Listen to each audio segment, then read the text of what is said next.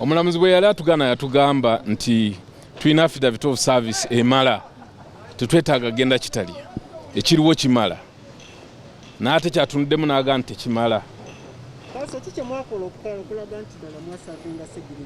Twagenda ekitali ne tusaavinga twateekako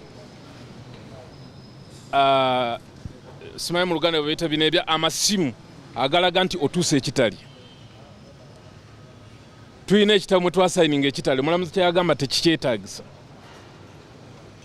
Tulina obujulizi obw'omuntu eyasaavinga ate nga saavisi yeeyo yokka. Ne ku poliisi twasaavinga emirundi 3 ate nga ne ku kooti y'eggwanga kukyaliko petition eyo kati wenjogerera as another way of serving. Aye n'agamba nti election petition number 5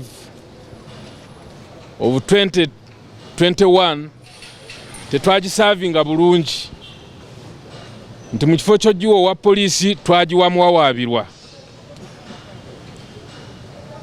Bw'atyo bw'agambye ntwalina okuwa owa prison so si omwawaabirwa. N'agamba nti awo tetwasavinga bulungi. Tufunye instructions okuva wa client waffe ogenda mu court of appeal era kati tugenze mu court of appeal. Muza kukiriza n'akiriza n'okusaba kwange n'agamba nti petition ati ya savinga bulungi kubanga koti yamuwa order n'emulagira engeri y'okusavingamu ye yakyusa n'akola bibye kubanga koti bwegamba nti savinga mu ngeri eno tolina okusavinga mu nderenga. So bwe nakiraba ku record ngange ngo lawyer w'akakiiko ningamba sobola kubeera musango nga waliwo ensobe ningenda koti katekiriza nange negamba nti order gyewawa petitioner yagikyusa n'asavinga ebirala bibye kubanga bamugamba savinga oli personal ng'oli alina okuyiteresinga omusavinga ye n'agenda mu bye ndoze agenda linga agenda kukyalira abagundi abasuspect nga tamanyire court process. So court egambya zino matters ziri serious. The matters ziri serious. Court bwegamba savinga mu ngeri eno olina okusavinga mu ngeri eyo. So kyekibaddewo ndi musanyufu kati ndowooza n'abeka wempe basanyufu kubanga tuwali petition n'abagigobye.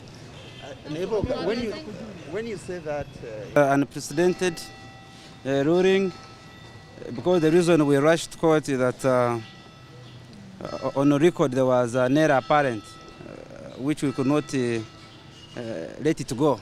So we had to apply to court to make a pronouncement on whether there was effective service or not. Because if you read the order that was given out by court on service, the petitioner had not complied with the order. So my argument was that you can really not come to court to seek justice when you have really not complied with the court order or court directives.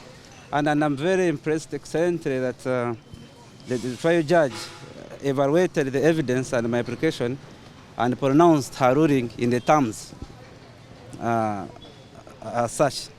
So as it stands, there is no petition. I think Ssegirinya is a confirmed elected member of parliament for Kawempe North. MP